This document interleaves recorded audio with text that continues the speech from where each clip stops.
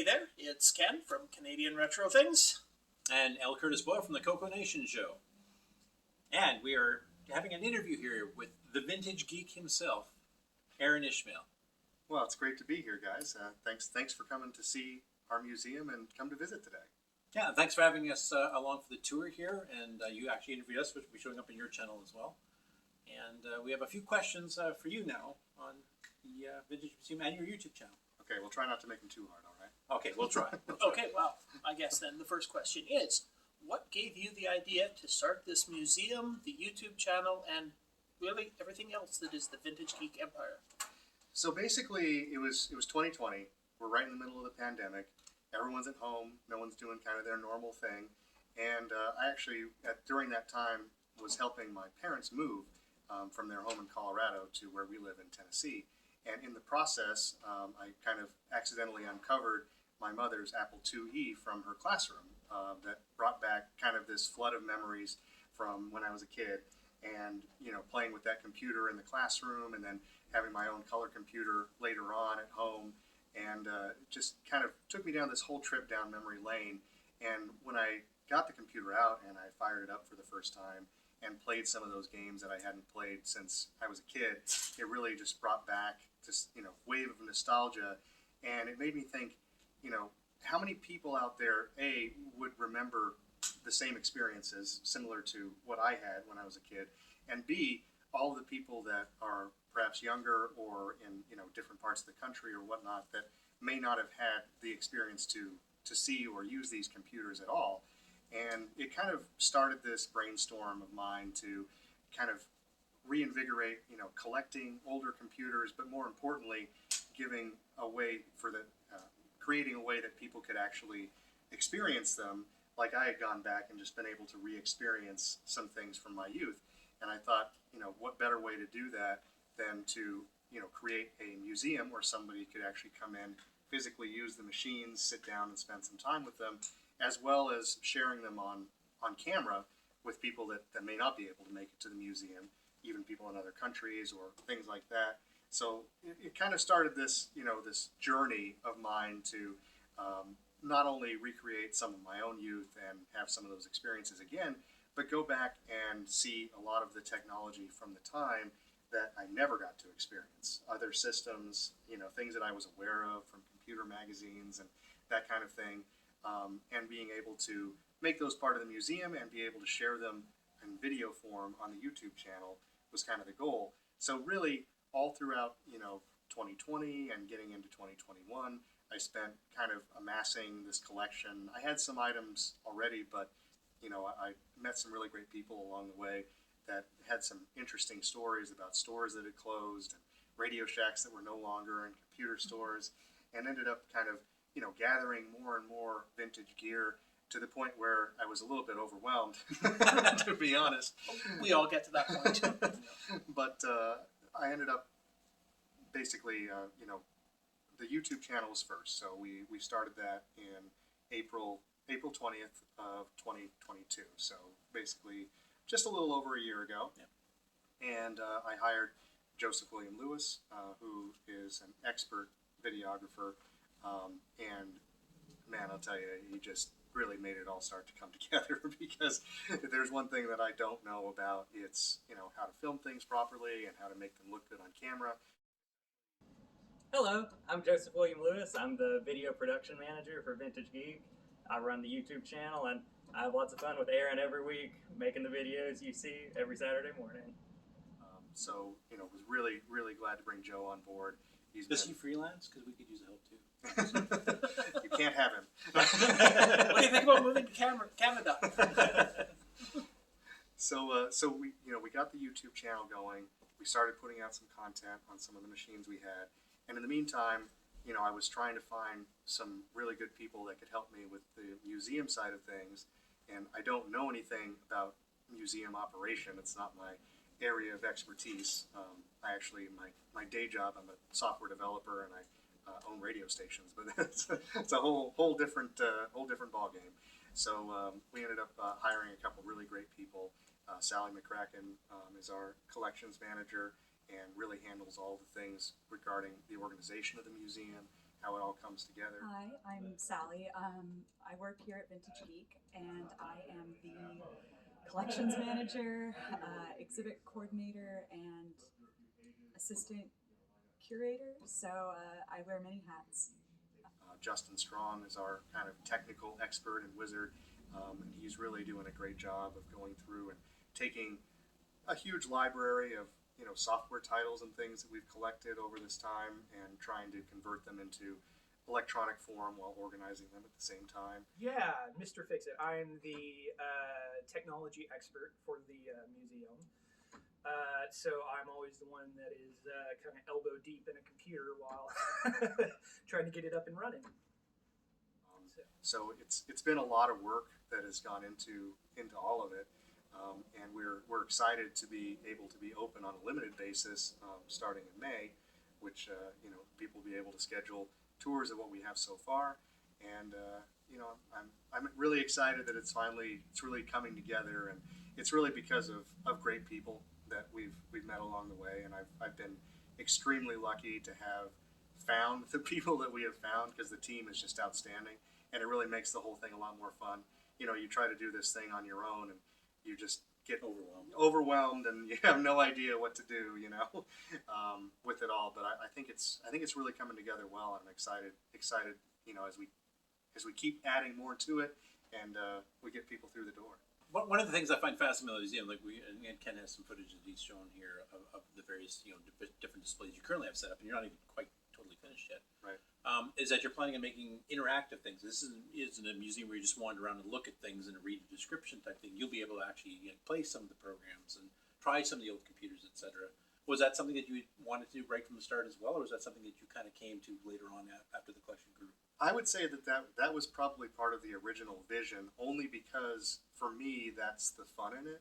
It's not just seeing. I mean, don't get me wrong. I appreciate collections as much as the next person, and I get real excited when I find an original box for something. But I will say that the best part of it is getting to use the computers and getting that firsthand experience. So, and you want to share that with people that exactly, maybe even younger people have never seen any of these computers because they're right. almost modern. And that is definitely the proper way to do it. Not to put them behind plexiglass and say this is what we used to use, but we don't use it now. Right. And don't touch. Well, and we've had we've certainly had things that have come into the collection, and we've even had them on some of our videos where we'll have something sealed in a box, and I know that the collectors out there just probably hate me because they're like, no, don't open that, you're ruining the value.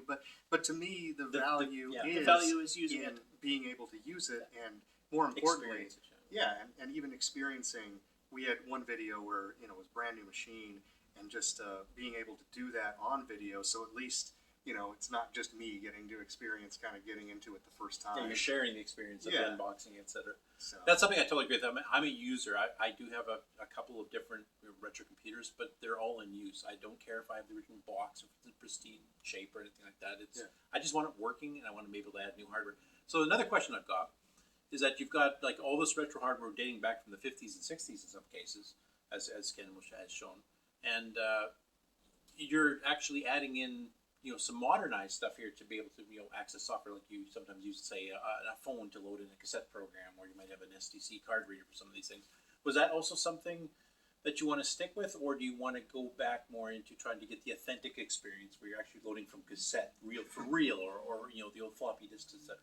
Well, that one's a challenge for us, because we found, especially in making the videos and things, that it's really hard sometimes to get the original tech in those. Anything that's mechanical is inherent that it's going to have some issues. So what we've done is we do use more modern technology. In a perfect world, what we'd like to see happen is for us to be able to make copies of the original software when we have it available on the original type of media, whether it's cassette or floppy, and be able to have people actually be able to load a program with the cassette or the floppy. Maybe not the original, because they're too fragile at this point. Yeah, you don't want to destroy the originals. Right. But being able to have, I know for sure part of the joy in even firing up the Apple II was the disk drive seek sound, the head running across the disk. It's just, it's part of that.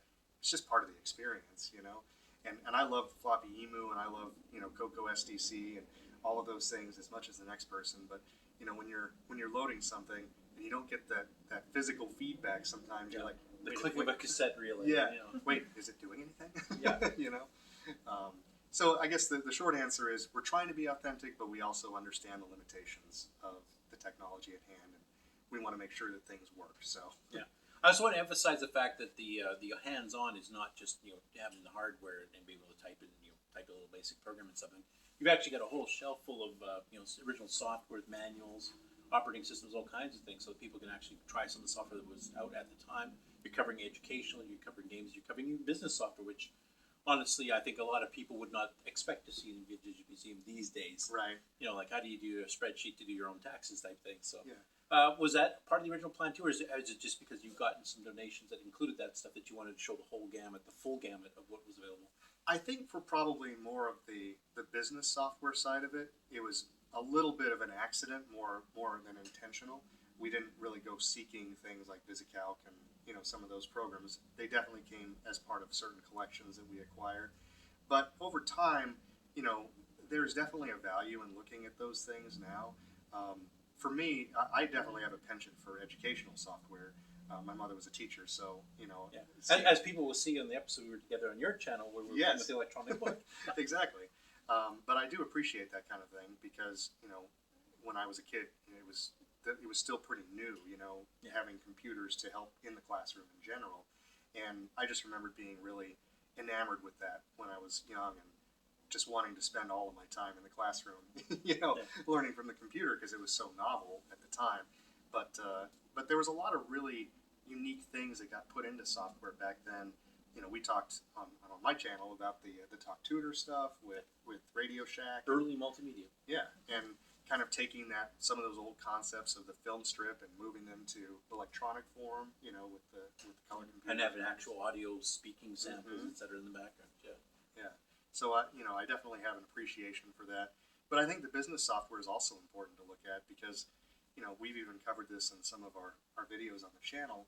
You go back to some of these pieces of software, like we were looking at one on the Mac SE, and their early, paint programs and everything. I mean, it feels like modern software. Even back then, you can see where a lot of those concepts came to fruition originally, and I think that's important. Yeah, it's like because- you're looking at the evolution of something into Photoshop or, Mhm. or Final Cut Pro or whatever type thing. Definitely. And the idea of having interactive slides and all of that, the precursor to PowerPoint and certainly, Tandy had spreadsheets down. We've Spectaculated. yeah. I guess so. One of my last wrap-up questions then is that obviously you're called the Vintage Geek Museum, meaning old computers. What is your level of when vintage stops? Like, when is your time cut off?